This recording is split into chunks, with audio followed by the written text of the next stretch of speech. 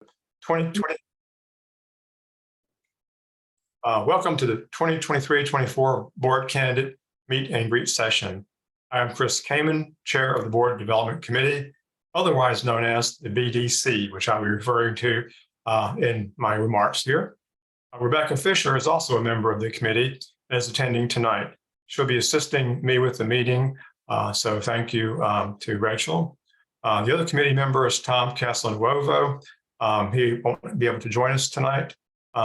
We have, during the year, have had two other members, Joan Johnson Lewis and Ken Novak.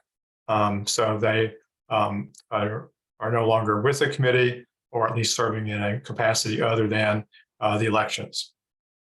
So at this point, I'll ask all the delegates to mute themselves, and the candidates will not need to do that. Before I go any further, I want to briefly review the purpose behind this meet and greet. It has historically been an opportunity for assembly delegates to meet the candidates for the board before they vote on them, even when there is no contested election, which has often been the case. There was no real format for the sessions, no questions from the BDC, no questions from the delegates, other than the one-to-one or small group meetings, dialogues they would have during the meet and greet, which was primarily a social event. In fact, at the times I attended the assembly, it was a social time between the majority of, between the day meetings and the evening meetings. So it was sort of like a cocktail hour kind of meet and greet thing. The COVID pandemic, however, forced the assembly to go virtual, and along with that, the board candidate meet and greet. Then the sessions became an opportunity for real dialogue between the candidates and the delegates. The BDC since then has asked a couple of questions to get the session started, and then the format was open to questions from the delegates and answers from the candidates. So that is a brief history lesson about the board development, about the meet and greet. Again, I want to review one thing quickly about our bylaws. Our bylaws require that any elected officer also be a director. Thus, candidates for officer positions may be either an existing director or must be elected as a director in addition to be elected as an officer. So you will see some candidates for officer positions listed in two places, one for director and one for the officer position the candidate is running for. So our candidates for the 2023-24 board year are as follows. Officers, beginning with President Carolyn Parker of Austin and Condra Sears of Baltimore. Vice President Jay Hooper of Riverdale Yonkers. Treasurer Liz Singer from NYSEC, and Anthony Cruz Pantojas from the Susquehanna Valley Ethical Society. For Secretary, Anya Overman from St. Louis. For directors, there are 3 slots to fill. These slots are 3-year terms, except when someone leaves a position early, but the 3 that we were filling this year will be 3-year terms. So Condra Sears is one candidate for director. Her 1-year term ends at the assembly, so she's up for re-election for a 3-year term. Jay Hooper is candidate, and Anthony Cruz Pantojas. 2 candidates who were initially listed with our announcement on June 1st have withdrawn their candidacy. Ujira Cooper on June 24th and Ken Novak on July 8th. Their withdrawal means that there are no contested director positions. As long as each of these candidates receives at least 1 vote, each will be elected as a director. As for officers, only 2 positions are contested, the president and the treasurer. As long as Jay Hooper gets 1 vote for vice president and Anya gets 1 vote for secretary, they will be elected. So one could reasonably ask that we narrow our focus this evening to the 2 candidates running for president and the 2 candidates running for treasurer. So that's what we propose to do. We will focus our questions on these 4 candidates. If Anya and Jay wish to address the 2 questions that we will ask, we are more than happy to hear their answers. The delegates are welcome to ask any candidate anything during the question and answer period. The format for tonight is in 2 parts. The Board Development Committee will ask each candidate to answer 2 questions, and then the delegates will be recognized to ask whatever questions they have of any candidate or candidates. The BDC believes that the question of what scenario is chosen by the delegates is critical for the AEU and the candidates who will lead the AEU this next year.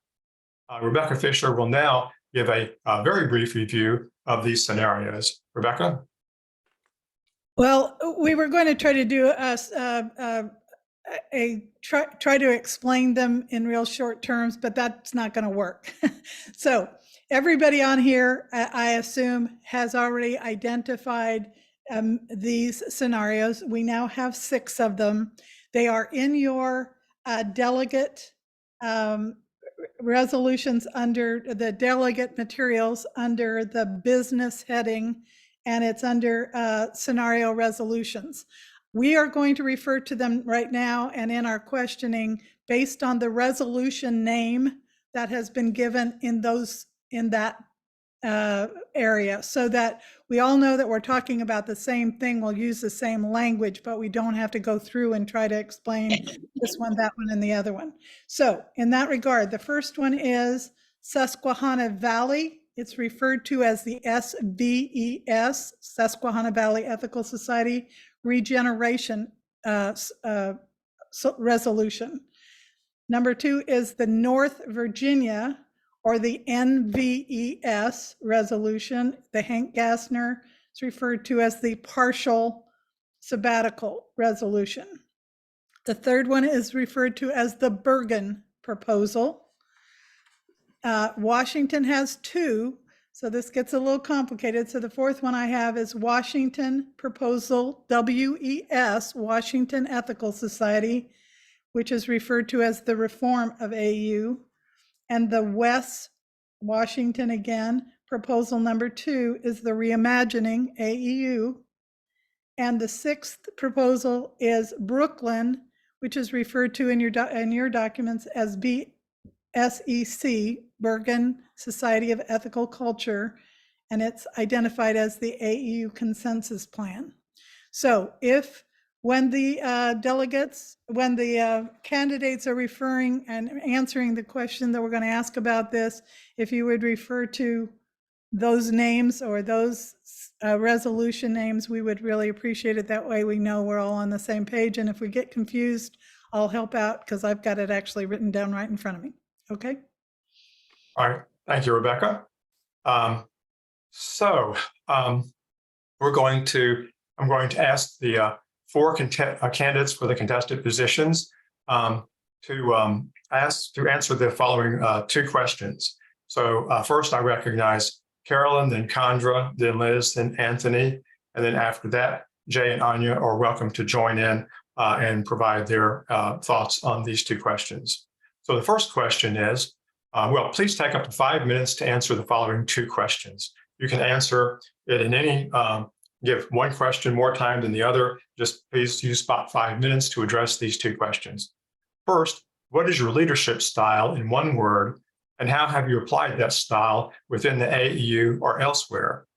Second question is, please give your opinion of the various scenarios and state which of them you endorse and why. Rebecca will be our timer, so when you hear her speak, please, she'll let you know at the 1 minute mark when you have 1 minute left out of your 5 minutes. So, Carolyn? Just FYI, I'm going to hold up this red binder when you have 1 minute left, and then I'll come in when 5 minutes is over. Just FYI. All right. Okay. All right. You ready? Okay. So, yeah. All right. I didn't realize we'd have to do both answers in 5 minutes. I thought 5 and 5. So I'm going to talk as fast as I can. My experience over a fairly long period of time has led me to a position on one occasion as an appointed official in the City of Austin Planning Commission, which I held for a position I held for several years. And later, working with the Texas AIDS Network, I spent a lot of time working with the Texas legislature and to some extent the US Congress.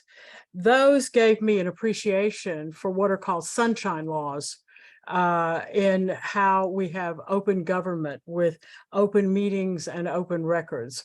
I would say that my style of leadership is based on a commitment to democracy that emphasizes two things: transparency and inclusion. I'm going to talk about transparency today, and on Saturday I'll talk about inclusion so I can get it all in. And in this case, it is how does the American Ethical Union include people, include its members in its decisions? How does it make its decisions transparent? How do people know what the board is up to? In the past, there had been some question about secrecy, some question about whether or not people really knew what was happening. So I began to make an effort from the beginning of my term to, first of all, make sure that we had date certain. We'd have a calendar of dates for our meetings and that these were posted on the website. Sometimes times and dates did change, so we had to hustle to keep up to date. But initially, the very first thing was to get those announcements out there. I then looked for some way to begin to have more input into our meetings. Didn't quite succeed in that. So I ended up thinking I needed to draft a document that would help explain. And so I have something called Sunshine Strategies for the AEU. And when we open chat, I'll put a link to that document. So if you want to read it, you can see what all these questions are about. Over the next few months, we established a policy that even though we are not required by any law, and certainly not New York law, to hold open meetings, we don't fall into that category. It is our desire as an organization that our board meetings be open. So the board affirmed that. And then we began to develop a process to make sure that as many people as possible were informed of the meeting a couple of days prior to it, with eventually access to the agenda.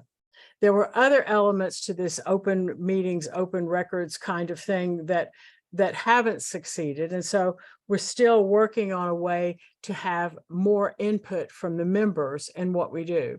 Okay, I'm hurrying. So sorry. Thank you for waving.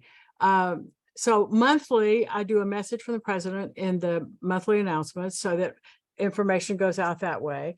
Since Pittsburgh, when we had the planning retreat, I've done a monthly report for the President's Council, and that is more specifically devoted to the work of the board.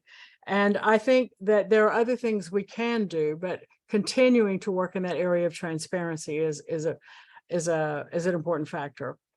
Sorry to be so long on that and not long enough on the scenarios, because the scenarios are lengthy and complicated, and I think we could spend a lot of time on those.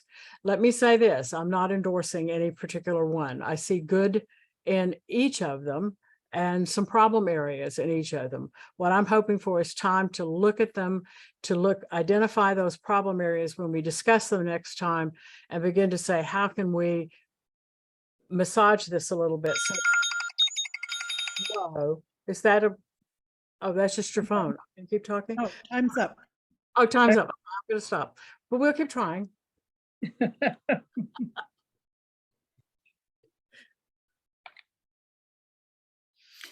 Chandra, you may go. Just Good. FYI, I made a mistake and you got one less minute than you were supposed to, Carolyn. So I'm going to give everybody else the 5 minutes and we'll come back and give you an extra minute afterward. Go ahead, Chandra. Sorry. Carolyn, to go now? Okay. Can hear you. All right. So I would describe my leadership style as collaborative. I have been on the board this past year and provided some support to diminish conflict on the board.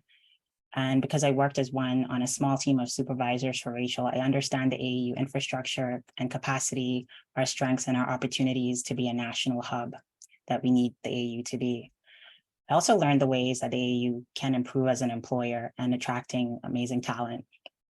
In other parts of my life, I have chaired a board for a coalition of neighborhood associations, and that works on a variety of issues in Baltimore. There, I promoted a process with our executive director to evaluate the work we had done prior to my chairing the board and help set new goals for the next chapter of the organization. In my everyday life, I am a researcher. I work on vaccines against non-typhoidal salmonella. I work on teams with scientists, medical doctors, technicians across a variety of disciplines, different institutions, across cultures, and across time zones. It really means that we have to listen to each other, respect our perspectives and expertise, and recognize when someone else is more qualified to do something. And for scientists, that can certainly be a little difficult. When it comes to the scenarios, I think it's important to stress that regardless of the scenario we choose, I am committed to bringing ethical culture into the future for generations to come. You know, just like the work that I do, I'm working for our collective future. And to do my work, I build strong scientific and medical teams, and I plan to bring that same ethic to the AAU. I'll help find the data that we need to bring us together to answer questions like, how do we grow? How do we diversify? How do we regenerate and sustain our relevancy? And how do we support ourselves? Should we employ people? Should we be all volunteer? And I am looking forward to collaborating with you all to discern this and the answers to these questions and move forward. I also won't endorse a particular plan, but I will tell you some of my thinking as I've reviewed the plans as they're set forth. For the SVS Regeneration Strategy Plan, I think of all of the plans, this one allows for a very lengthy time of discernment and discussion with a breadth of voices. Every society would be involved, and the engagement of an OD consultant would make it a more equitable process. I do think it should call for more full board support for the teams and team leadership. The Novus partial sabbatical scenario is pretty similar to the regeneration plan, but it calls for more support for YES and FES and directors of ethical education. I think for me, we need to hold space for the network of directors for ethical education so that they can also participate in the process of regeneration. And I'm sure they'll continue their work, but I want us to keep in mind that we don't want to burn out our volunteers. It's already a shrinking pool. I do like the idea of encouraging leaders to participate, but also want people to be mindful to not feel deferential to them. The Bergen Society proposal certainly gets right that the AAU should be offering all of its societies more and should be doing a better job at fund development. However, after years of disinvestment, some societies really need help in rebuilding a sustaining membership. And that really comes down to relationship building, sorry. I think focusing on fund development feels like skipping over that step. It's also a really huge shift in power to have one society managing this. All societies get a say in who gets elected to the AAU board, but they don't get a say in who is in leadership in other societies. Similarly, for the West reform plan, there's also a time for discernment. However, splitting the programs to individual societies is a major shift in how we run things. And I think it places a new burden on societies when the hope would be that they are actively participating in the OD process. Again, societies get no say in how other societies are run. For the reimagining West process, we are already a largely volunteer-run organization, and that pool is shrinking. So that's most concerning for me about that plan.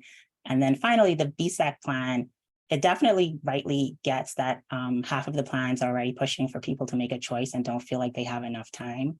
But I do think that 4-month plan is pretty short in terms of focusing, and it really only focuses on the plans that we have before us. It doesn't recognize, I think, that if we have a longer period of discernment, better ideas might actually come to the forefront. Good timing. Your time's up. All right. Thank you, Chandra. All right, there. Let's see. I would do it in this order. So Liz, you're next. So please respond to the 2 questions. Okay. I'll start with my leadership style. Most of my 30 years in a professional capacity, I was a leader and a decision maker and a manager. My style definitely, and most of this was in department stores like Lord & Taylor's, Wanamaker's, Bloomingdale's. This was, it's very consensus styled inclusive style as the industry I came from. Your decisions changed on a daily basis, dependent on a response from the public. So you constantly had to understand how to come together as the group you're in, regroup, analyze what's happening, and move forward. So I developed a high level of working with a group and a team versus dictating, which does not work in the business I came from. That has been extremely successful at NYSEC, where we have expanded tremendously over the last 6 years. So that is my leadership style.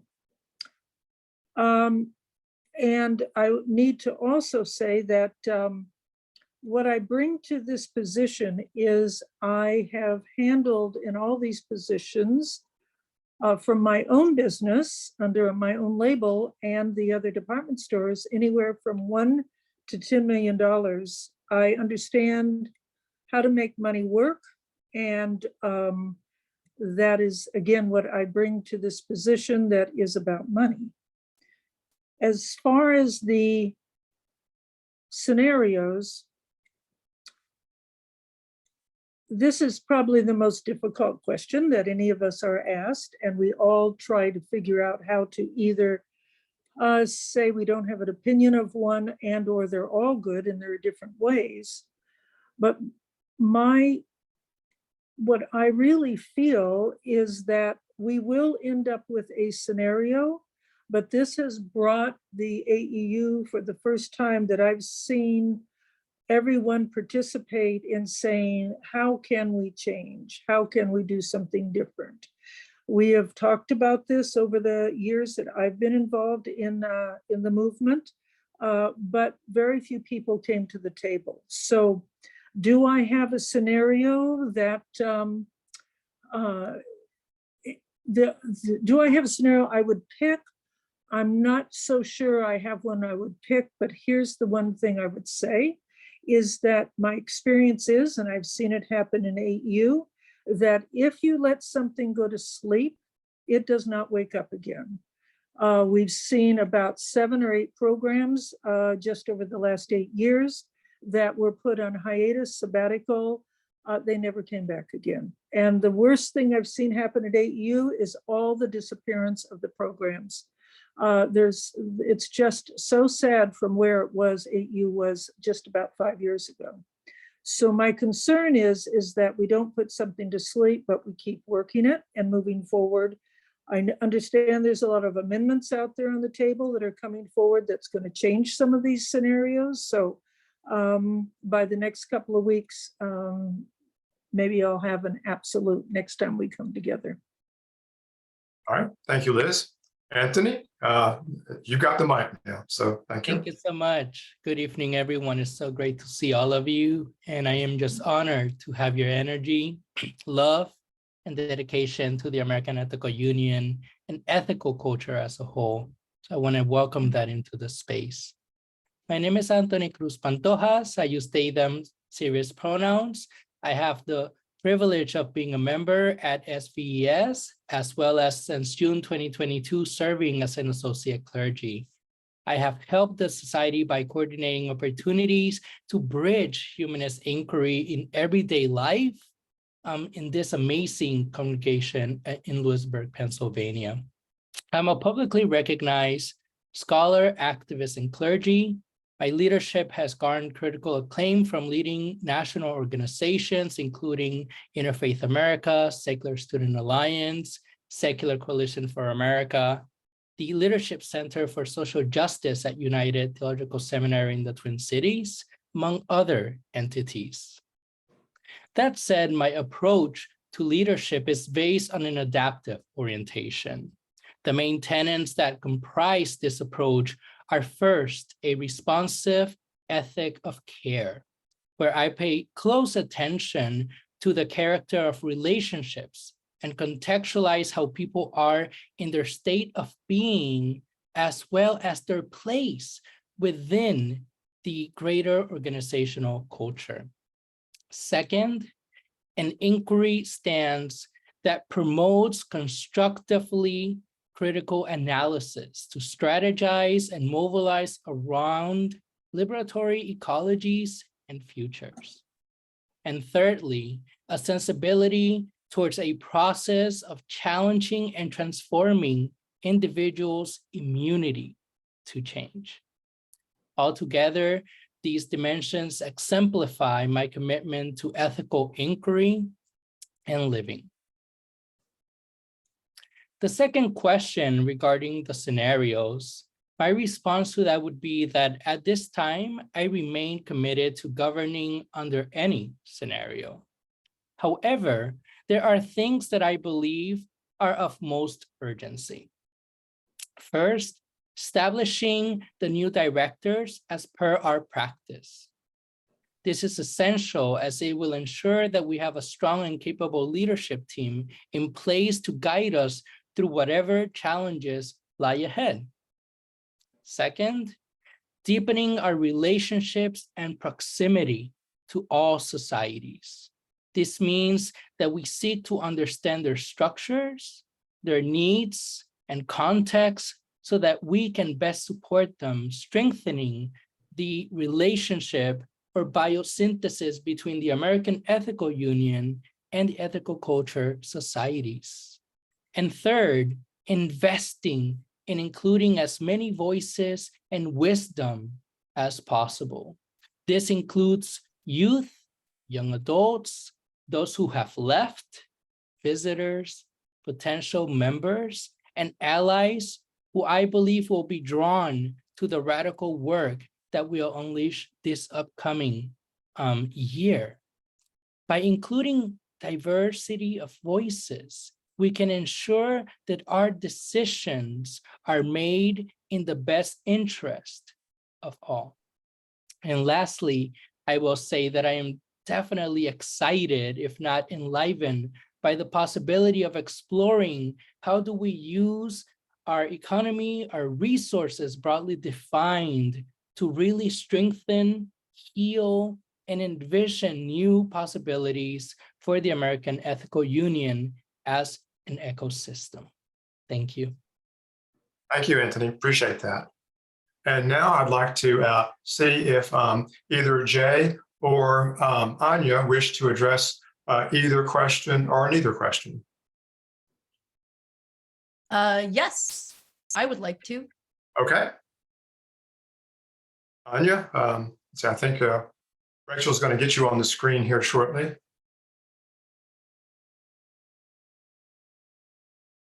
All righty. Just let me know and I'll let her rip. There you go. All right, there you are. Hello. Am I good to go, Rebecca? Oh. All right, awesome. Hello, I'm Anya Overman. I am running for secretary. I would describe my leadership style as focusing on accountability.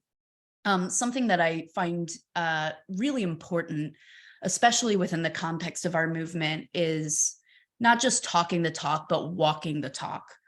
And what I have gathered from my time in leadership is that there's a pretty severe deficit between the practicing of our values and the espousing of our values. And one of the most important things I think that can be done in that respect is by modeling myself. I think if I'm going to ask other people to walk the talk, then I should also be walking the talk. And that has been a cornerstone to my leadership, both within the AEU and outside of the AEU. And I want to also say that when it comes to the scenarios, I think Condra and Anthony really knocked it out of the park with their responses to that. I think they mentioned some pros and cons of each that I would echo. But my main concern is that whatever scenario we end up pursuing, that the leadership that is charged with bringing that scenario to fruition is doing so in a way that is consistent with our ethical values and eliciting the best in others. That has been a really big challenge, I think, for the board over the past year. And my top priority is to bring us back into a space where we are moving in good faith and we are rebuilding trust amongst one another. And we are working in earnest with one another and really walking the talk of our values, because to be honest with you, that has not happened in the last year to an alarming degree. So I would like to see us, in whatever scenario that we choose, doing so in a way that is really modeling the type of behavior that we want to see echoed throughout this movement. And I really want to see us modeling our values. I think that is of the utmost importance. And I think there are some plans that get that done and that could facilitate that easier. I think the regeneration plans and the ones that incorporate that as part of their strategy are the most likely to allow space for that to happen. And then there are some other plans that are less focused on that. So I do hope the delegates take that into consideration. I hope they take the board dynamics into consideration when they're choosing, putting their votes behind these scenarios, because I think that is going to be the greatest challenge that we as an organization face, not the future, but the leadership that is going to facilitate action around these scenarios, the execution, the actual implementation of what we're doing here. So I'm going to yield the rest of my time and hand it back, I guess, to Jay. Hi, everyone. You can keep me, actually, Rachel, can you keep me in community right now? Just virtual community. I don't need to be on the big screen. I know probably people will be looking for me, but I am perfectly fine. I actually just want to see everybody's face real fast. And I just want to say it's good to see everybody. It's so beautiful to be in community. Sorry, I meant to not do that. I'll fix it. Go ahead. You're good. You're good. You're good. You're good. And I just want to bring into the space Audre Lorde real fast, just to say that when we live outside of ourselves, and by that I mean an external directive only, rather than from our internal knowledge and needs, that we live in a guided principle of being in a collective, that we are not alien from each other. And so this is why I think one of the things about my leadership style, some of you have witnessed and experienced me from various places. I've often described myself as a creative, and maybe I should go a little further for those who are maybe literature buffs. I would describe myself a little bit more further as a mansion stamper. If you've ever read Beowulf, you kind of understand that that's a border walker. I'm constantly in various spaces. In spaces that we sometimes are like, how are you in conversation and in connection or in relationship or in partnership with this one or that one? And yes, I just so happen to be, yes, an ethical culture leader who is also right now currently in Minneapolis at the First Unitarian Society, serving a congregation as a community minister and doing that and serving a congregation of 200. I'm also right with the AHA, and I have also coordinated conference not only once but twice and going on my third time, right, while also in relationship with them. I have also supported the New York Society with also offering new programs called Ethics Unplugged, while also maintaining relationship and advisory with Susquehanna, right, Valley Ethical Society, in addition to being in relationship with Riverdale Yonkers, right? At the end of the day, I am border walking. I am in the relationships that we are always seeking to be in, constant partnership and constantly teasing out ideas, teasing out relationships, and seeing how we can elicit the best to move along together. We can move along differently, but we can move along together. And that is something that I do bring as being this kind of creative mansion stamper, if you will, and being in this collective move. And so I offer that because I am constantly also working outside of myself, outside of my capacity sometimes, outside of my experience, outside of my cultural experience, outside of my own spaces and community that is Black, queer, trans, and disabilities, you name it, right?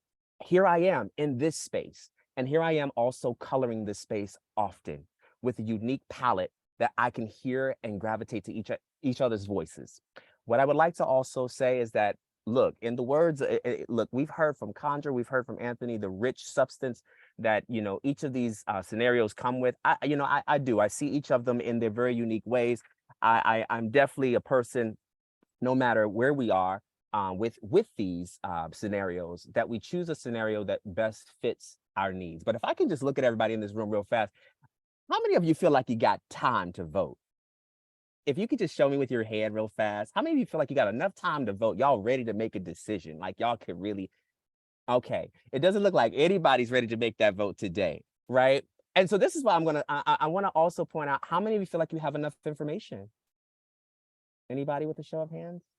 Everybody has enough information about this? They read it, they read the, yeah, I figured. So this is why I like things that create space. And this is why I like the regenerative ideas. And this is why I lean towards things like Susquehanna Valley, right? Because we do need that time. We do need that time to reassess what we also have before us when we do look at things like, particularly around the OD instead of having an executive director. And what does that mean? What does it also mean to look at our board, right? And consider the fact that honestly, there are 2 plans that might not consider a board, right? How do we ground ourselves, right? Into knowing what are the best possible moves. Most of us have been talking about we want to invest in FES and yes. And if we look at this right now, I don't see anybody who is a FES or yes in the place. I love us, but that's that you know, but we've got to figure out how do we develop that relationship. If we look constantly, we also have to consider the volunteer capacity. Our capacity is completely stretched. And if anybody knows me, I know Patty knows this about me very, very well. I do not like for people to exceed their capacity, especially when this should be a movement and a religious experience that also allows for us to grow together. We cannot grow together when we are exhausted. Okay. And this is not and you cannot call yourself a community when you are wearing people out and y'all are doing burnout. So I just say all of that. And I just thank y'all for your time and your consideration. And I think we got Carolyn got one more minute. Go ahead, Carolyn. Hop on there, honey.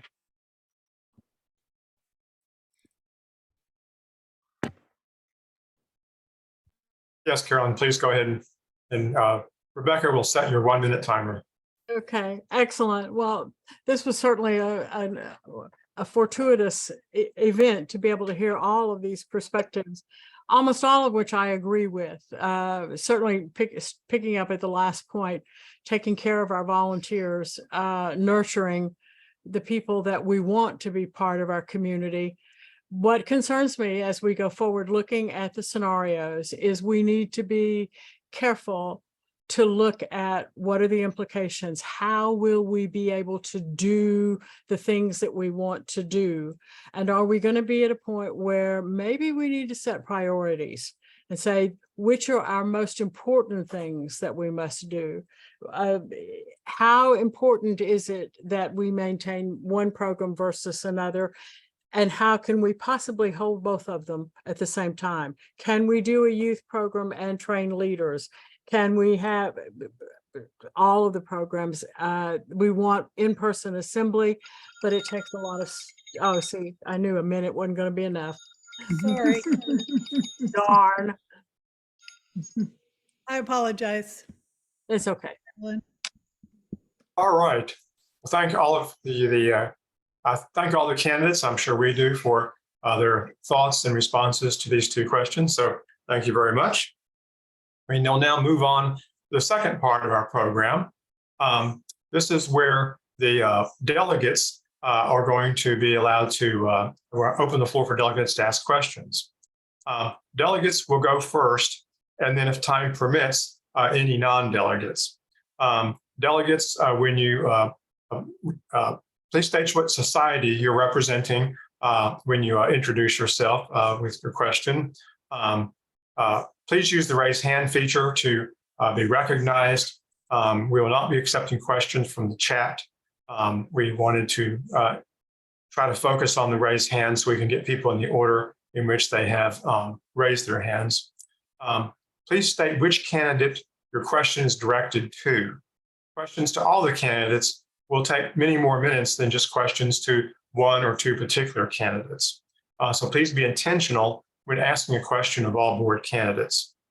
And we will seek out, we want everyone to have a chance to ask a question. So before we allow a person to ask a second question, we will first recognize all those people who want to ask questions, and then we'll loop back around.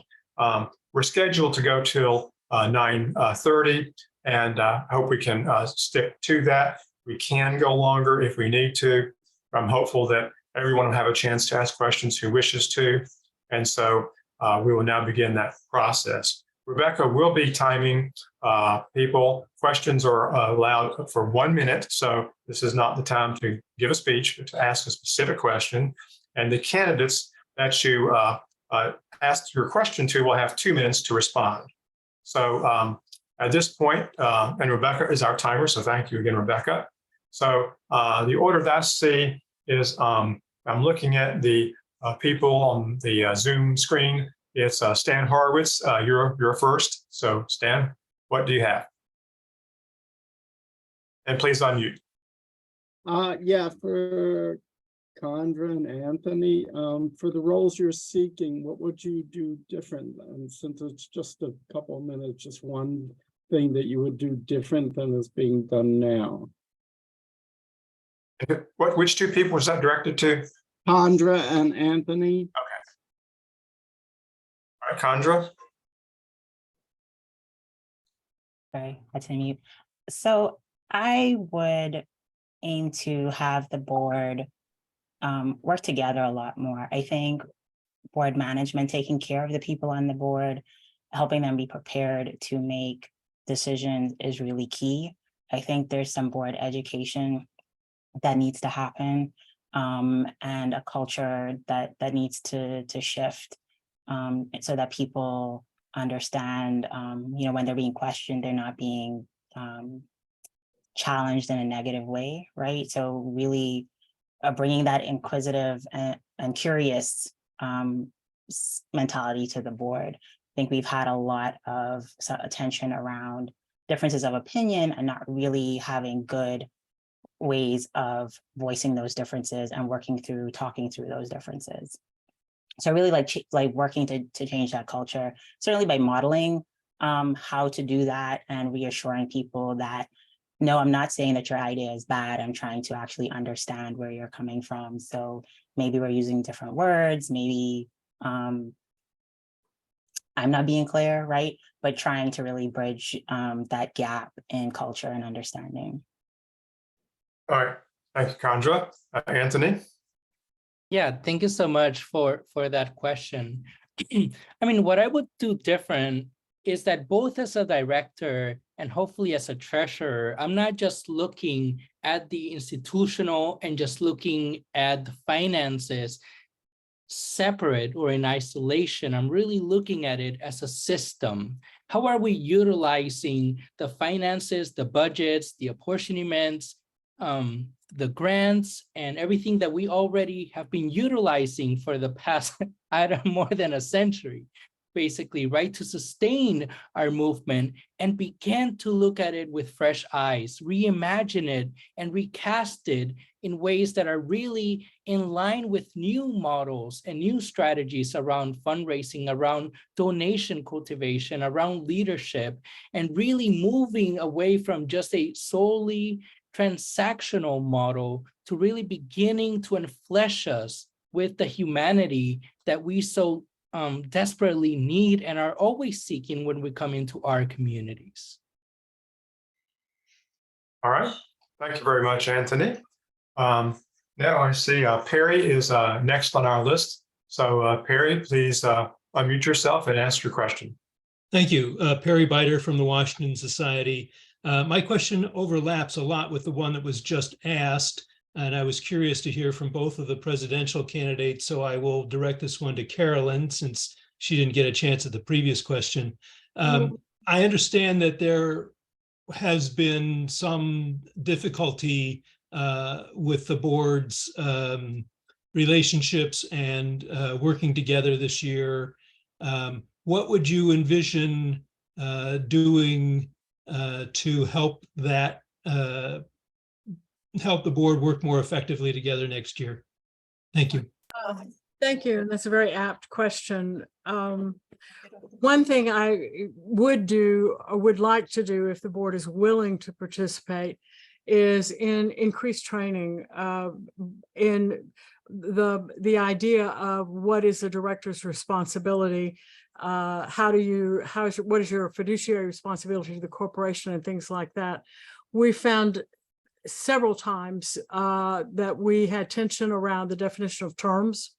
What does conflict of interest mean, for example? What does recuse mean? We have policies in place that are not completely integrated with each other, so there's a little inconsistency. But I think some outside training in that respect would be very helpful. Might not solve all of the problems, but it seemed early on that that's something that we might need to do. I'd like to see us really take a deep dive, if we have the time, given whatever the constraints of the scenario that is chosen, that we really take a deep look at our policies, both our bylaws and the board policy manual. There are, as I said, inconsistencies there, and sometimes contradictions. This paragraph says this one says that. So I think a serious look at that will help us, because we continually try to frame our work properly within the policies that are available to us, and they ain't all that good. So we just might need to do work on that. I'm not sure how much time I have, or I could go on a while, but those are some of the basic things I think that might help make things easier. If we get really, really hardcore, if you will, or maybe it's more deeply compassionate into the issue of how do we relate to each other, the board could well have mediation. Finish your Oh, sentence. damn. I wanted to hear the last piece there. Finish your sentence, Carolyn. We need to find some form of working together to heal ourselves, and whether it's as we do in Austin, empty the cup, or is it some other form of talking to each other, that might well be needed at this point, because we don't have that downtime to really work on it. Okay.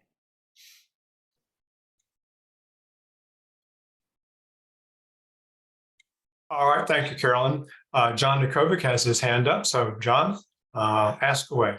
Yeah, thank you, Chris. Thanks to all the candidates for coming and presenting here. I have a question for Anthony. Anthony, so far I don't have a sense yet of your experience in financial matters. And you didn't mention anything about it in your statement, although you weren't asked to. So I'm giving you the opportunity here, I guess, to tell me what experience you have managing money and presenting budgets, and how well experienced you are to take this very serious job of being the treasurer for the AEU. Sure. I mean, first of all, I will say that if we look at all of the scenarios, very simplistically, of course, I'm not doing no justice to it, we can look at basically our organization runs by our apportionments, by donations, and again, the grants or fellowships that we have received, among other categories. If you have the beautiful color-coded mentioned there, you're going to look that even all the scenarios are very much basically aligned in terms of the numbers. In terms of what my experience is, I mean, I definitely do not want to bore the whole delegates here. I can definitely share my CV later on, but I serve in more than 5 different organizations concurrently. Basically, all of them have very different ethos, philosophies, and practices, and all of them are really looking at the finances, government, and basically how is the mission and vision applied.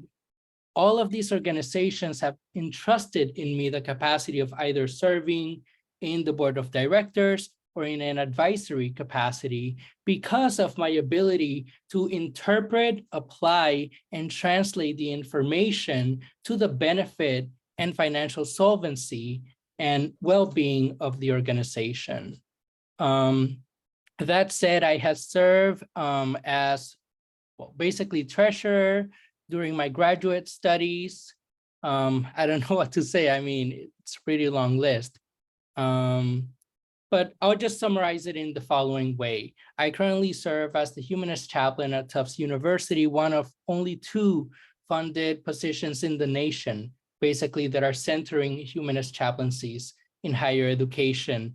I run the humanist chaplaincy, which is really looking at not only a small budget, but it's looking at fundraising. I have received national grants to which I actually apply to programming. I render not only a final report to the organization that is granting the money, but also to the university that is serving basically as a fiscalizing power between both of us, as well as serving as treasurer for the Mystic Soul Project. Unfortunately, currently is in a state of sunsetting. But I have served in that, sorry? Time's up. Oh, for that Thank and you, other Anthony. organizations. I didn't even see the red waving. No, you won't get that minute warning now since we're at 2 minutes. I'm just gonna let. Thank you people for talk that. for 2 Great. minutes. Sorry, I should have told you that. All righty, I'm falling down on my timekeeping job here. not a problem. Let's see, I believe Ken is next. So Ken, please ask away. Hi, this question is for the presidents because they're the chairs of the meetings. One of the big differences between this board and previous boards is the use of voting rather than consensus to make decisions. I'd like both candidates for president to say how well that's worked, whether voting or consensus works in the context of which are more consonant with ethical culture and which are more consonant with a system for building a future.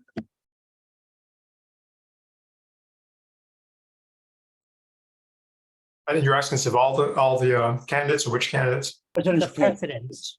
President. Okay, president. Okay. Let's see.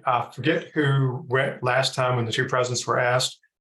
So I think I'll ask Carolyn first and let Chandra go next.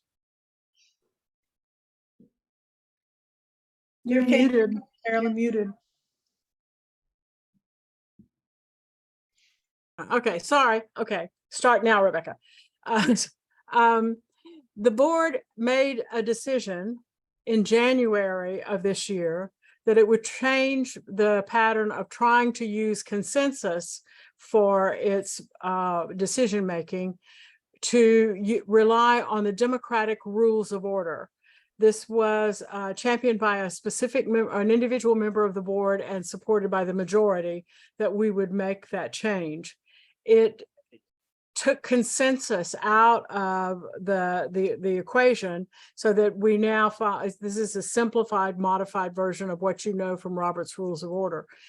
For the assembly, just to reassure you that the consensus that we reached many years ago about how to work with consensus has not been rescinded, and that will be part of how the assembly works to make decisions. In the meantime, to hone in on how do I think this fits with ethical culture, I wish we had been able to maintain the use of consensus. I think it might have helped us at some point to begin to understand better where we have differences and how we can modify those differences to find a closer agreement on what is there. But the time that it took and the work that it took on this particular board made it difficult for some to be able to handle that. I think you may see future boards return to the consensus. I hope so, because I think it's a lovely process. All right, thank you very much, Carolyn. Chandra? Yeah, so we switched, or I guess the decision to use democratic rules of order came up because meetings were very lengthy, not being run efficiently. And I think, people don't make good decisions when they're tired. And consensus, in my opinion, seemed to be used to shut down decision-making, which is not democratic, right? And so we are charged with making decisions. And I think a part of that is having better education around what we're discussing, what we are making a decision about, so people feel that they are educated about the matter.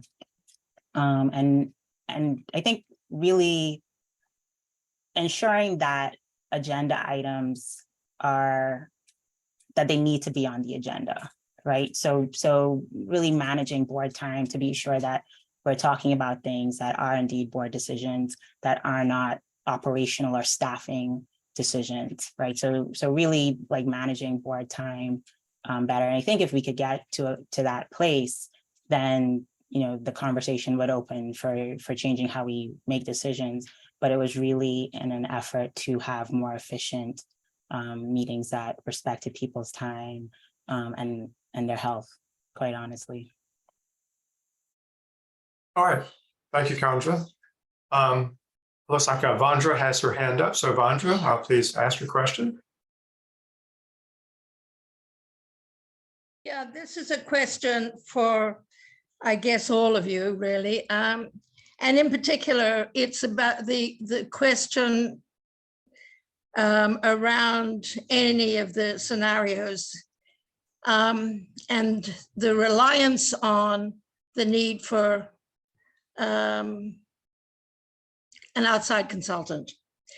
So I'm just, we're a big movement. There are hundreds of people, lots and lots of people. There are many, many internal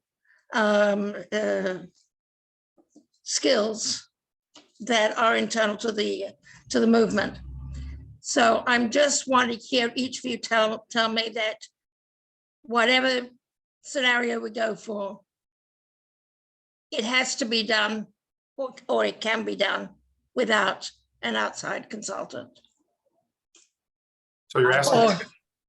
So you're asking for everybody? Yes, yeah. Anybody, others can amend it. Okay. Chris, I'll hop in there or do we need to go in order? I just need to make sure I write down well, y'all can keep up with it. Jay, if you want to go first, since you just said something, go ahead, and then we'll let other candidates respond. All right. Yeah, I think one of the things that has to be defined is that the idea of a big movement. As someone who has come out of traditions that are quite large, 5,000 and more, I can honestly say that we are actually at a what, maybe under 2,000. So that's what we consider to be large regarding maybe other organizations and other humanist organizations. We are not gaining that kind of traction. So I want to be very transparent in stating that.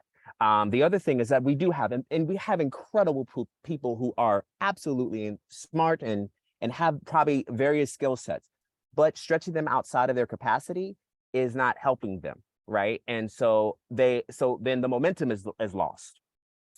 So why do we need an outside consultant? I'm a person who does believe in having someone outside of the movement who can give us a critical viewpoint of how the organization can operate fully, and not only fully, but also from a space in which relationship oversees policy, because we need to see how that happens. I'm also a product, I can honestly say, a product of also being someone who has been in this movement because of the support of outside help and not just internal help. And that is what has allowed for me to move in the spaces that I've moved in within this movement. So I will say, I highly believe that we need an outside source at this point to look and examine our relationship building and partnerships in order for us to be more effective and also increase those membership numbers so that we can go ahead and be more sustainable. Chandra. Yeah, I think we also need to think about relationships and power dynamics, right? And people do have expertise, but they're also a part of the movement, right? And I think to some extent, if there had been any sort of synergy with that expertise, such a transformation would have happened already. I will also say, I mean, Jay is right. We're less than 2,000, I think less than 1,500 people. And one thing that I realized when we put out the call for an interim executive director, so many of the candidates had not heard about ethical culture before, right? We don't have a big physical or virtual footprint, but people in learning about us, right, and preparing to interview with us, our core values resonated with them. So I think we really, if we limit ourselves to the internal pool because somebody is not a member of an ethical society, we limit ourselves to the expertise and the talent that's out there. And people who share our values, right, but maybe come from other faith traditions and they've since left those traditions, but they have the skills that we need. And so I think we really need to not shut ourselves off. I've heard the word outsider used way too much in this movement. With 1,500 people, everybody else is an outsider, everybody. And if we're talking about growing and bringing people in, we really need to make space in our hearts and make space in our minds for that possibility. Yeah, I can go next. I mean, I think that if we're centering the fact that we're a non-theist humanist organization, that means that our organization was not divinely inspired, that there is no secret mystery or revelation through which the organization is actually being formed and reformed on a constant basis.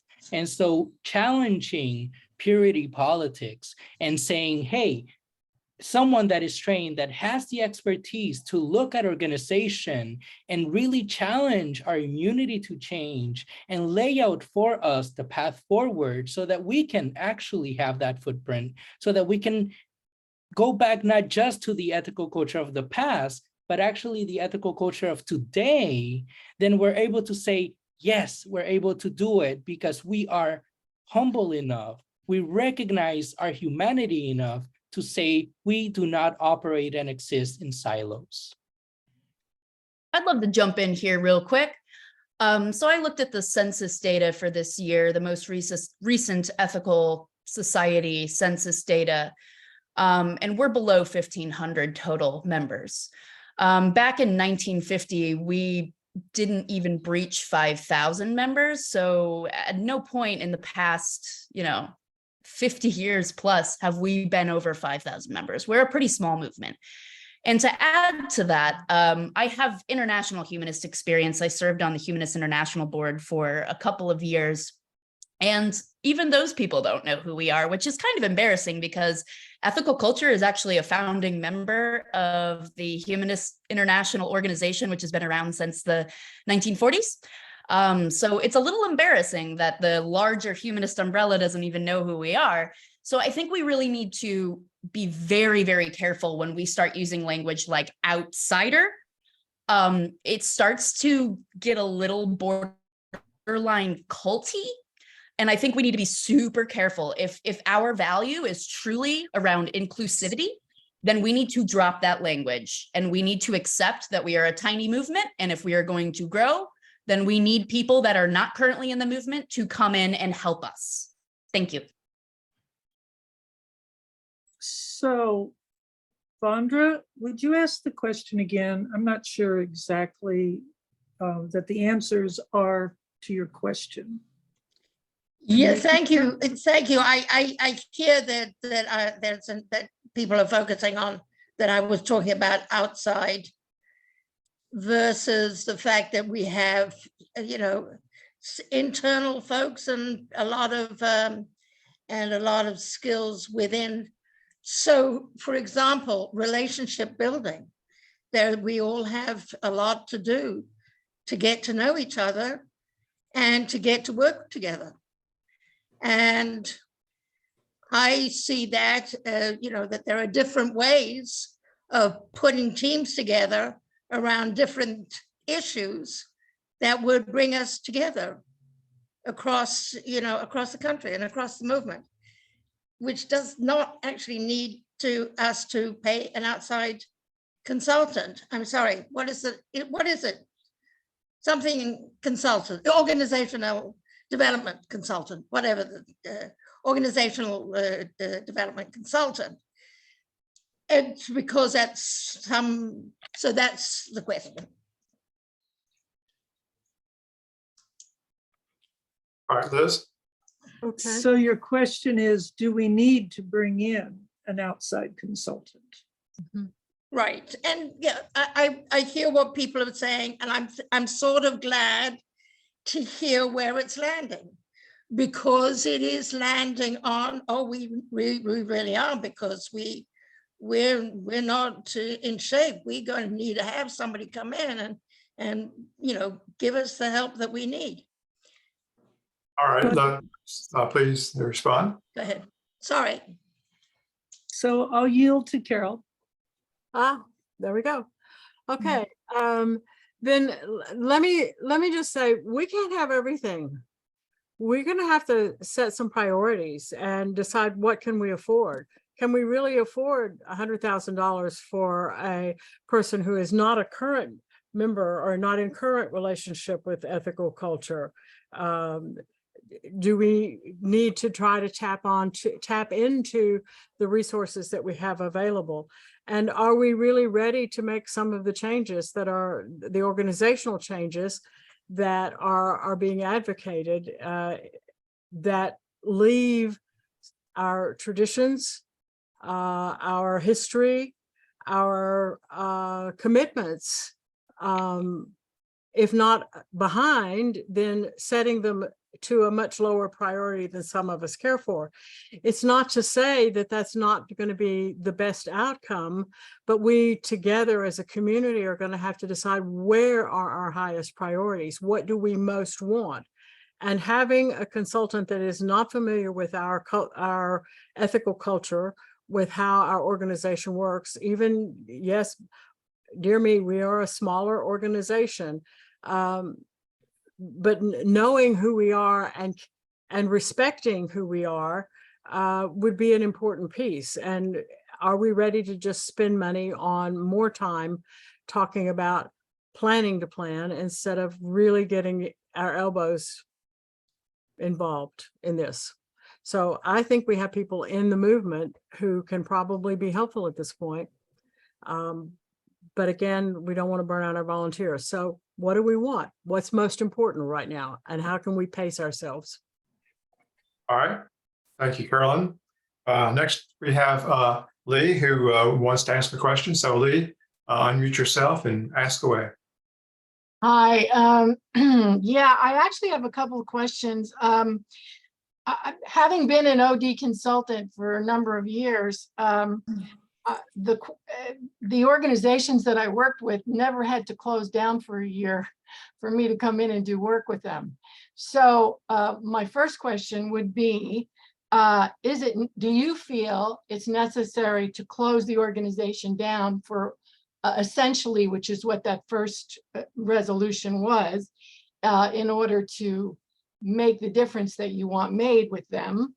And I mean, normally, to speak to Carolyn's concern about somebody from, quote, the outside, normally an OD consultant will work with you to clarify those things that are important to you. That's part of their job as an OD consultant, is to help you clarify what is important to you as an organization.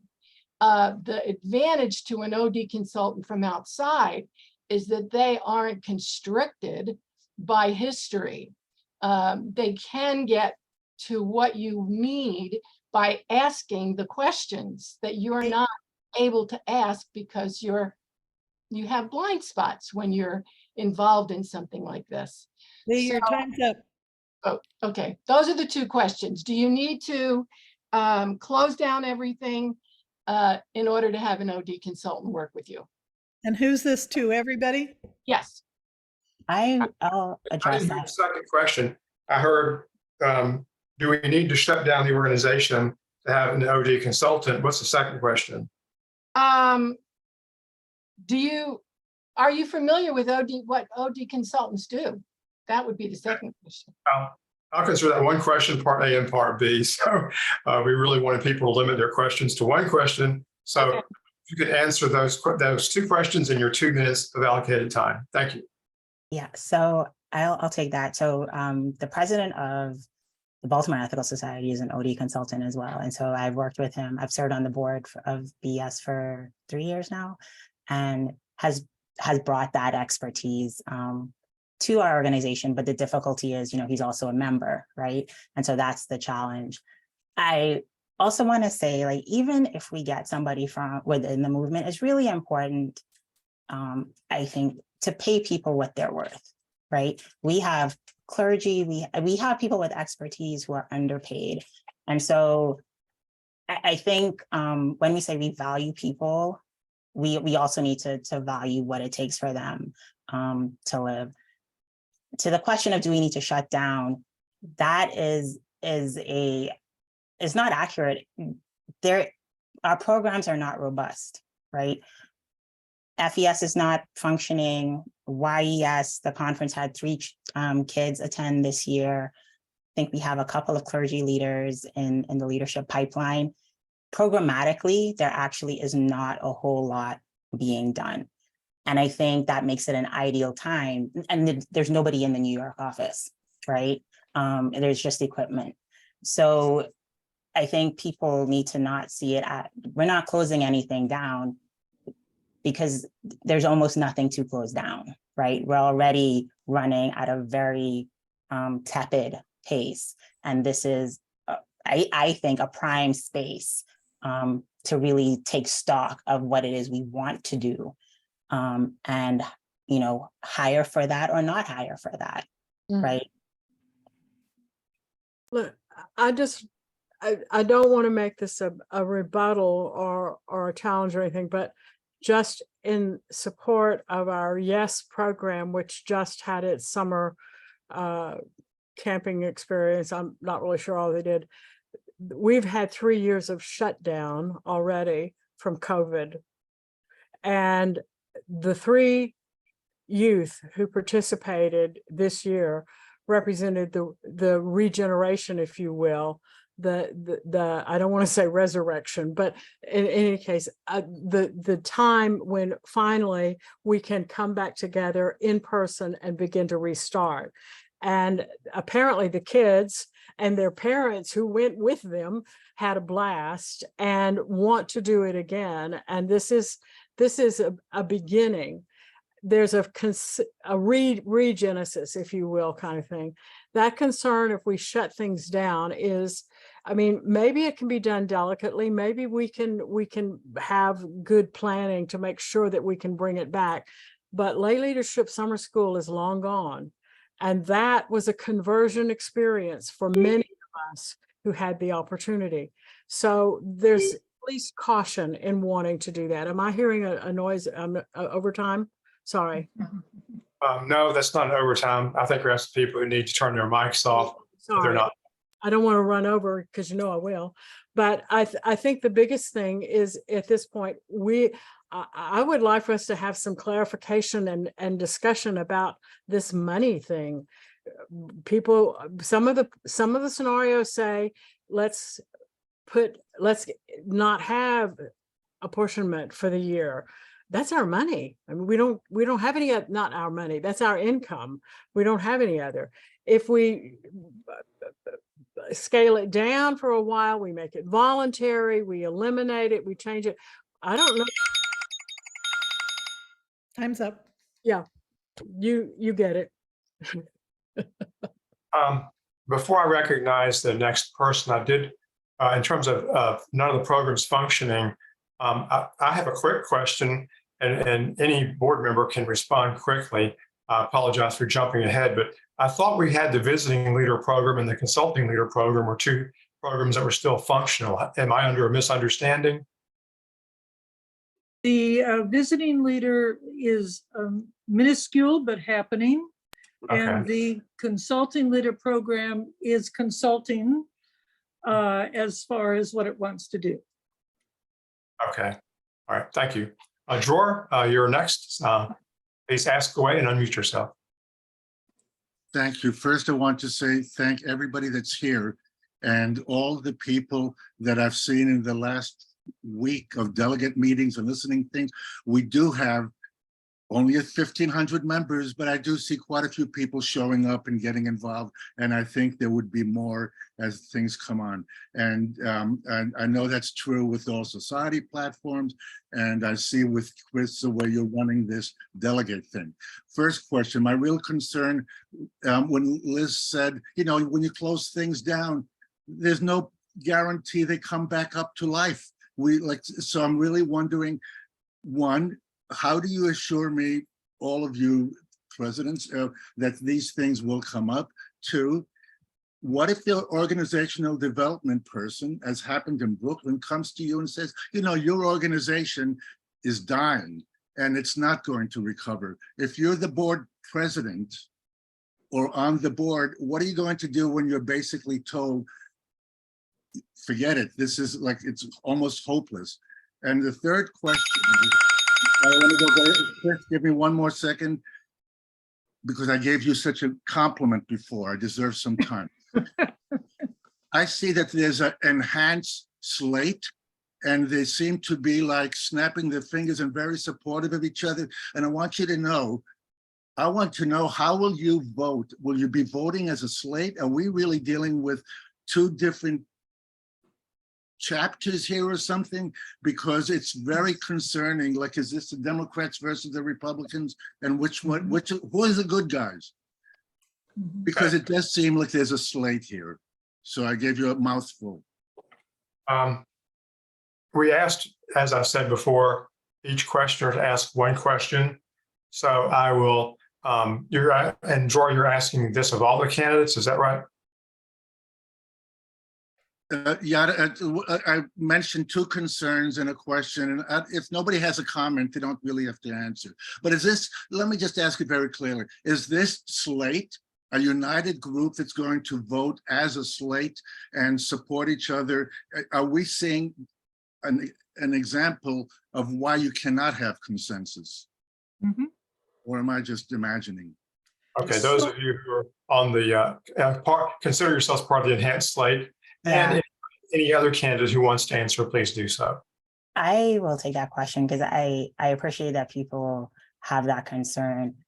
What I will say is that we are committed to listening to each other and really listening to our different perspectives. We come in with different skill sets. We come in with different knowledge. We disagree about how things should be done, right?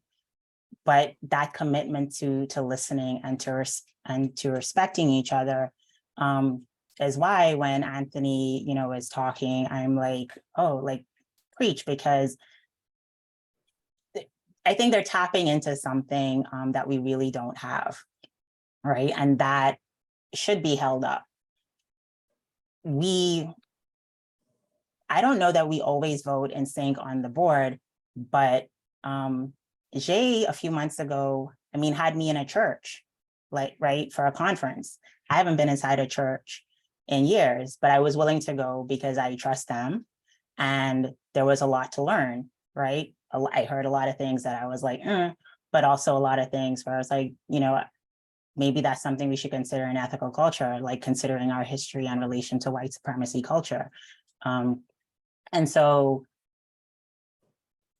we want to bring that spirit to the board. Like I want to be able to ask somebody a question and not have them feel like I'm attacking them, but it's coming from a place of, I want to understand your perspective better.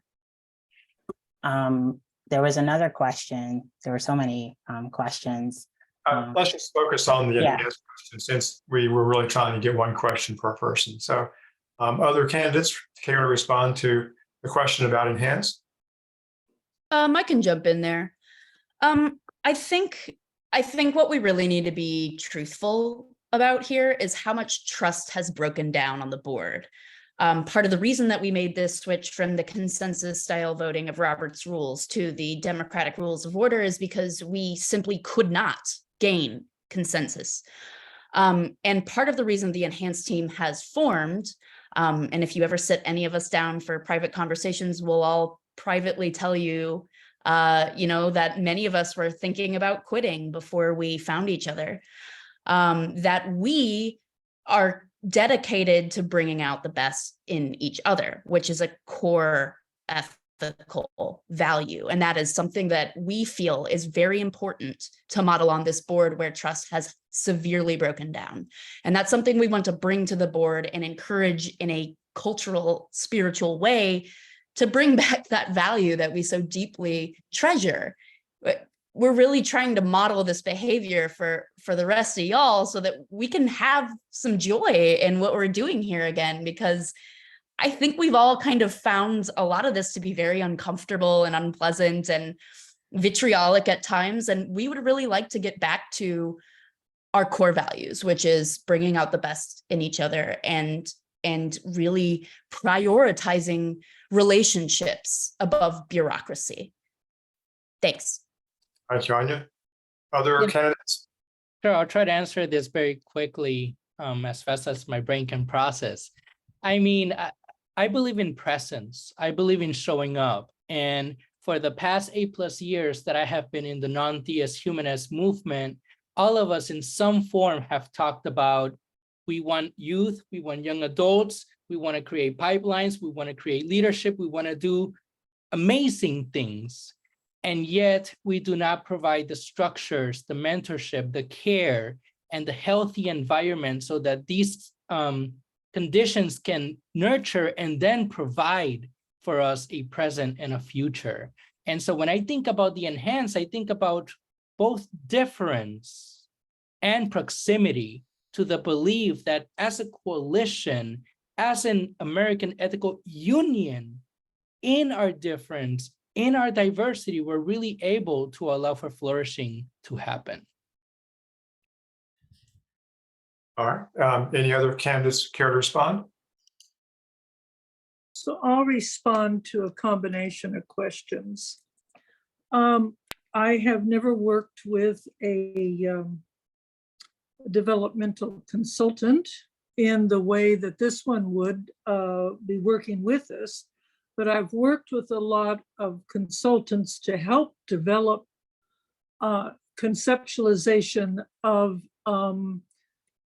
and to bring ideas together and to make them happen from a vision and from a practicality and from a financial. And in all cases, it worked beautifully. But it worked beautifully because everyone was able to work together as a team with the consultant. This board cannot work together as a team. As you've asked the enhanced group to talk about why they formed their enhanced group, from day one, we did not start out even trying to work as a team. I mean, there was a meeting the first of the year in which Carolyn and I were left off an email, and there was a meeting with the rest of the board. And all of a sudden they were trying to get Carolyn to leave. I was absolutely blindsided until I found out that that I was eliminated from this. So this has been,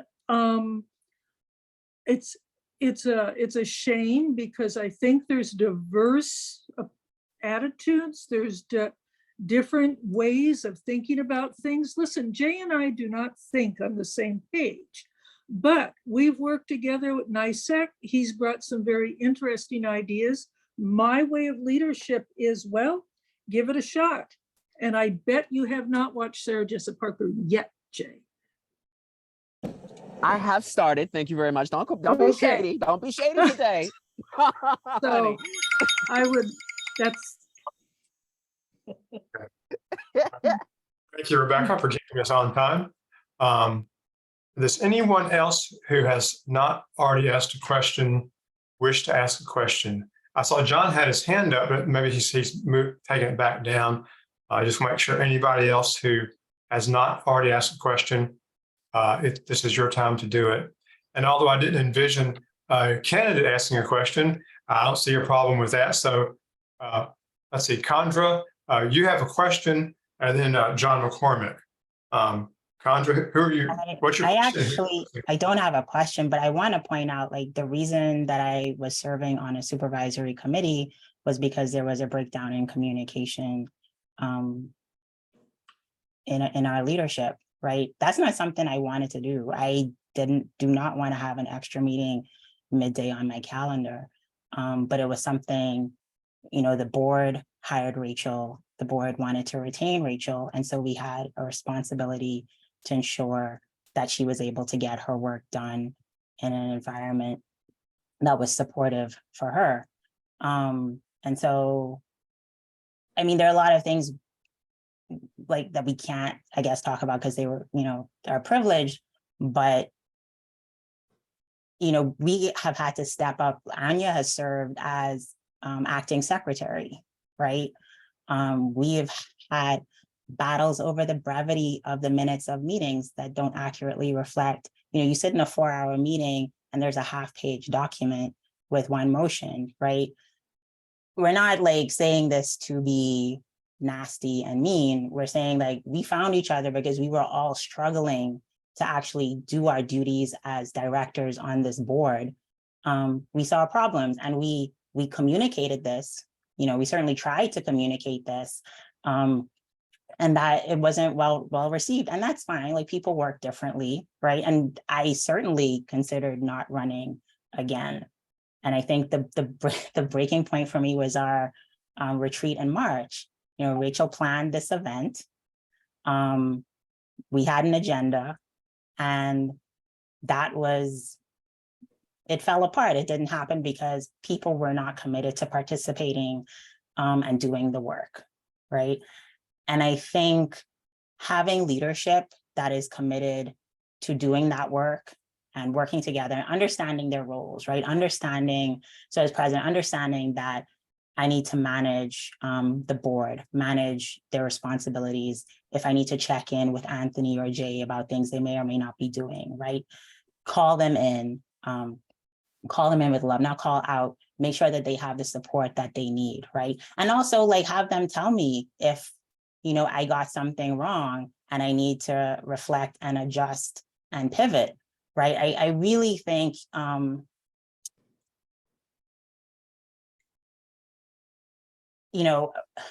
chairing a board, your responsibility is to make sure all voices are heard.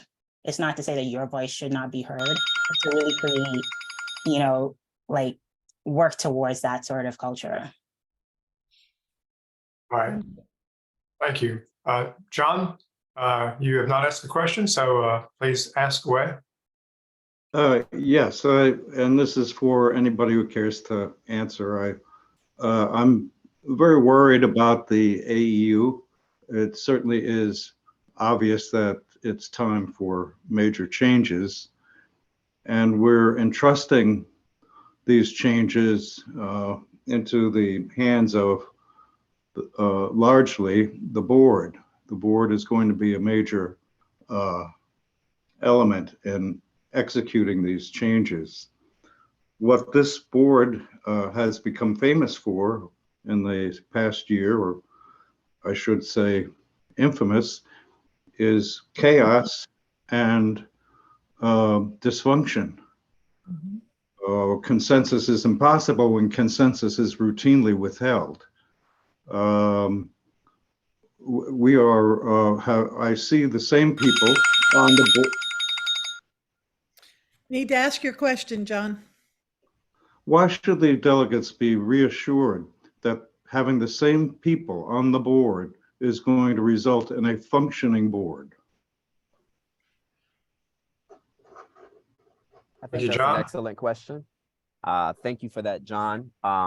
I think as someone who has been on the board, not only as within my second term, because I'm an NLC representative, so I'm appointed to the board. So I want to be clear in that. And my role has been in serving the board and trying to figure out what is the relationship and watching that relationship evolve over time. I did not see much progression. And unfortunately, that has affected many people. And what I do see is at this point in time, where our delegates need to focus is how we not only have relationship with each other, but how we hold each other accountable. Chandra did speak to that very clearly. I myself also, just like Anya having to work and Chandra having to have an extra thing in her agenda, I myself was left alone, not only once, but throughout my years on the board, 3 times by other NLC reps who were appointed to the board.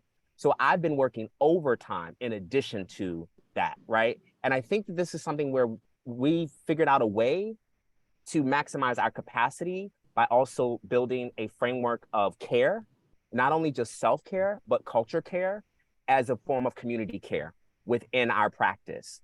And that means that we are transparent with each other about our capacity, that we are accountable for each other and each other's work. We know our bandwidth. In addition to that, we know what needs to take place and how to get the job done efficiently and effectively with the people and their strengths. We are not trying to step into any kind of thing that will actually stretch us beyond our ability, but also empower us to do better and respond more efficiently to our community.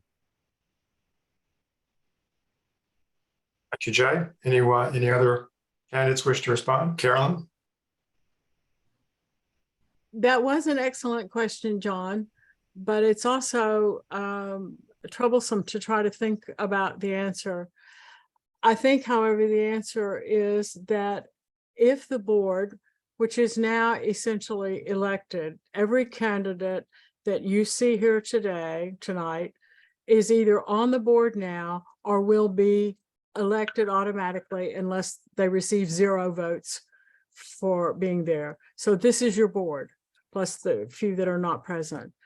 And it's very possible that we're not seeing the world in the same terms. It's very possible that we are looking at the same events and interpreting them differently. The retreat had an agenda which a group of members of the board planned. I think that some of the folks here were present and part of that planning. And then the agenda got derailed because another board member asked to have something else replace the discussion that had been planned. It wasn't that the whole group wasn't willing to do the work so much as that someone interjected another need, another idea, another direction, and it shifted.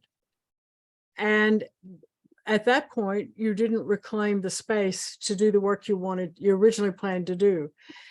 It's sad. It was harmful. It felt bad to all of us after the retreat ended that we hadn't done the work we intended to do. But I don't think that it was about not wanting to do the work as much as it was trying to accommodate additional needs that have been expressed. But that's the way our board works. We see things differently. And I think we have to find a way to reach that common ground. How do we begin to look at things the same? And are we really listening to each other? Time's up. Sorry. Anyone else? I just want to say, just to that last comment, that that is how our board works. That is not how our board should work. Right. Okay. I want to be very clear about that. That's unhealthy. That is disorganized, and it speaks to everything that you spoke to earlier, John. And that is why it is troublesome. And I am fine with working with a team of folk who are fine trying to figure out how to build a bridge over troubled water. If that's the metaphor we need to use for this moment, I'd rather get over and try to figure out how we can start something new, not only just new, but also take that which is healthy from our previous experiences and bring those back into play. We do have some really amazing ideas for programs, but we've got to make them more robust. We've got to be able to create more trust within the board so that there is strength, so there's a stronger leadership. That is why I do trust Chandra, and making sure that we have sufficient, articulate, clear, direct, and formal information being given. This is why I do trust Anya to handle everything written and very clearly stated and exactly how it needs to be put. That is why she's secretary. This is why I trust Anthony to go ahead and look at it very clearly so that we make sure that our budget matches our mission. We have too long been working off of, we always have money. We don't always have money. And we need to figure out how to become more robust in grant writing and so on and so forth. So I really appreciate your question, but I have to say that is not how a board should work. And I ask you to also consider the fact that if you want us to work better, then you can go ahead and consider the slate. And I'll be bold in saying that. Thank you, Jay. John has his hand up for another question. We are past the 9:30 time. But I don't see any people leaving in flocks. So clearly we have everyone's interest here. So John, go ahead and ask your question. And It's a quick question for Jay. Historically, when the AEU board's configuration was set in roughly its current terms, there was apparently a lot of argument amongst societies about how many leaders should serve on the board. The number 2 was arrived at, and for some societies that was 1 too many, and for a few societies it was 2 too many. I'm thinking of Skokie, for example. How many board members will now be leaders? Is it going to be 3? No, so there's always been 2 appointed, as always. So the bylaws have not changed with that. The NLC does appoint 2 representatives. And we currently right now, we were just able to we were able to fill in the spot that Kurt previously did hold before he left. And so we have officially have Louise Jett. Sorry. No, okay. No, that's not yours. Okay. Thank you, beloved. I appreciate it. Thank you for the clarity. So I count 3. So how do you count 3? You and 2 appointees. What other appointees? 2 other leader appointees. You just described that feature of the board. Kurt is was no longer on the board. He resigned. Yes, but you would be able to appoint as head of the NLC 2 leaders to the board in addition to yourself. Oh, okay. I get what you're saying, John. Let me clarify. And this is something that Chris even asked me, and I also made very clear to the board and also to the NLC. As I get prepared to look into the future of what this looks like, if I am voted in, I am no longer going to be serving the NLC in a leadership capacity. That means I will no longer be running as president. So because I do want to avoid conflict of interest. I also used to think that was problematic when Bart was a leader, in addition to being an executive director. That was very problematic for me. I like to keep my hands clean and keep my eyes fresh and keep my mind clear of any drama and toxicity. So therefore, and if I make any decision, it's going to be rightfully so because of the simple fact I have a real clear understanding of integrity and avoiding conflict of interest. All right, and just to clarify, Jay will be vice president unless nobody votes for him. So I imagine the enhanced slate will probably vote for him. So in all likelihood, he will be the vice president. And Carolyn was also correct. You are looking, if no matter what happens, unless someone dies, you're looking at the board, all the people who are running. The only difference is whether or not Chandra or Carolyn will be president, and the only difference is whether or not Liz or Anthony is going to be treasurer. That's really what's going to get decided, although we have to go through the formality of voting according to the bylaws. So just wanted to clarify that. And one other clarification, the bylaws state that the appointees by the NLC are directors, not representatives. And it's easy to lose sight of that fact. So Jay is already a director on the board. And if we had other people still running, for example, if we did not have Ken and Lujaira dropping out, it would be conceivable that Jay could still be vice president if people voted for him, even if the other people were elected, because he is already a director. So that's a weirdness in the bylaws. And I don't know, I don't want to talk about that here because it's not time or place. I just wanted to point out that, like I think Carolyn earlier said, there's some weird stuff in the bylaws that needs to be thought through again. And I'll stop. Dror, wait a minute. Kay has not asked a question yet. So I just go very quickly because it's related to this. But if we accept the Bergen plan, we're going to have many, many more directors. And I just want to point that out. And I do want to, giving my time to Kay, but so it was not exactly correct that we're looking at the board if the Bergen plan is accepted, where every society will give a board member, which, having seen the dysfunction going on, I think is a very good idea. It has a lot of appeal now. Okay, since that's a statement and not a question, and Kay has not asked a question, let's hear from Kay. Yeah, I just wanted clarification, Chris, because you said who's here now is the board, but I thought that that in Ken's resignation or coming off of the as a candidate, that he indicated that Dwight is still a member of the board. So, all right. So what is the full complement of the board? Obviously there's Dwight in addition to the people that are here now. Who is there? Anyone else? Dorothy Dale. Dorothy Dorothy Dale. Dale. And- Now Louise Jett. And John Dakin.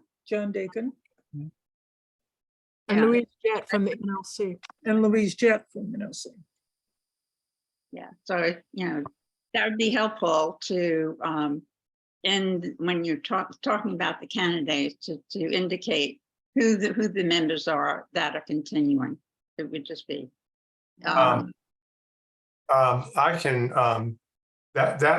the slate of candidates that's on the delegate website should show that.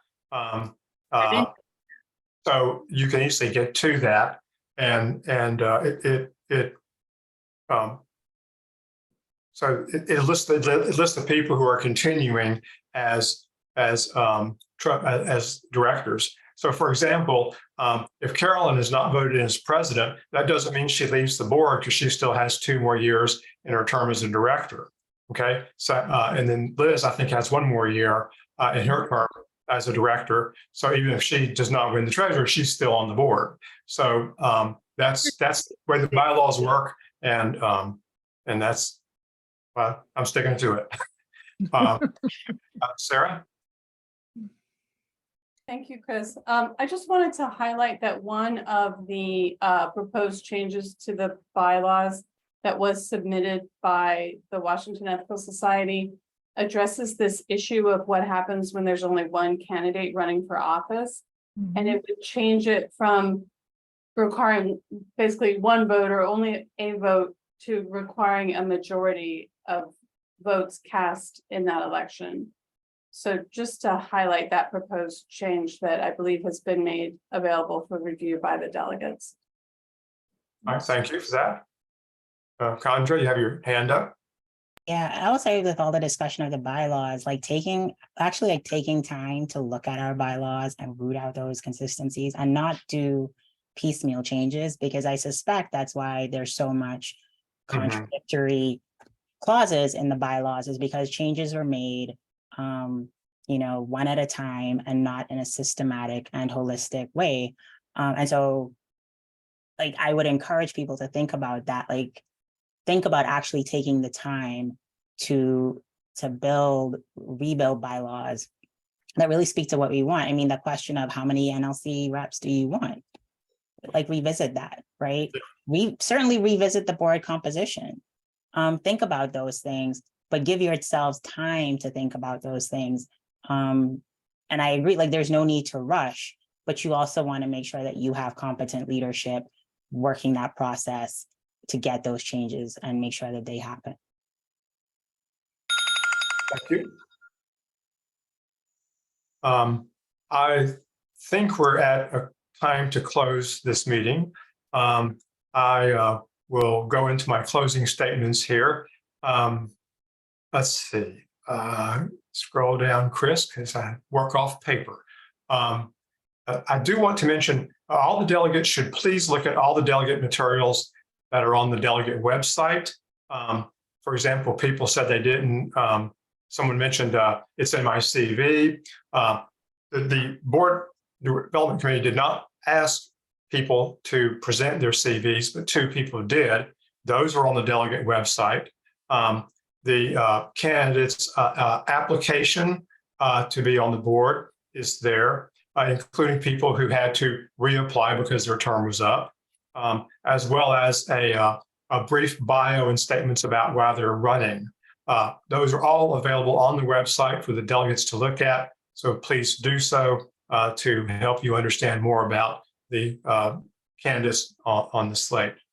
Let's see. And before I thank everyone else, I know that Chandra has her hand up and Lee. So okay, you take, okay. Lee, closing statement. I have a quick question. And that question is, will your OD consultant be charged with working with the board on their bylaws? quick response to that? Anyone? I mean, I think that's definitely an area that needs to be looked at for sure. But also, like, I mean, the assembly has to choose an option where that facilitates that. But I think regardless, really, the bylaws need to be looked at. Well, if you you're all board members and officers, you are the ones that are going to say what the OD consultant is going to do, right? Yeah, but we don't get to say that there will be an OD consultant, right? So, but yes, I mean, I think OD consultant or no OD consultant, there should be a review of the bylaws. Gotcha. And we have to consider that based off of the scenarios, Lee. That's one of our major things that's why you have that kind of breakup in there. Sorry, Chris, continue. My Oh, apologies. no, that's okay. That's okay. Thanks for the clarification. Thank you. Continue with closing the meeting. I want to thank all the candidates and all the delegates and other interested party who have attended this meeting. And I thank them for the candidates for their time and commitment to the AAU. The next meet and greet is this Saturday, the 15th at 3 p.m. It's delegates do not need to attend both sessions unless you just really want to hear most of this material again. Of course, you never know what's going to be asked during the open Q&A, so that's why you may want to attend again. Let's see, and these. Each of these sessions will be recorded and made available for subsequent viewing, as Rachel pointed out. They'll be sent out through the AAU monthly or announcements that go out to all the members in each society of the AAU. They'll be on the AAU YouTube channel as well as in the delegate materials. Let's see. And so thanks again to all of you for your time and your commitment and your interest. And thanks to Rachel for being our tech guru. I appreciate her working all these extra hours to help us out. And thanks to Rebecca for keeping us on time. So have a great night, everybody, y'all, and see the candidates and maybe some of you on Saturday. Good night. Thanks. Good night. Bye. Have a good night.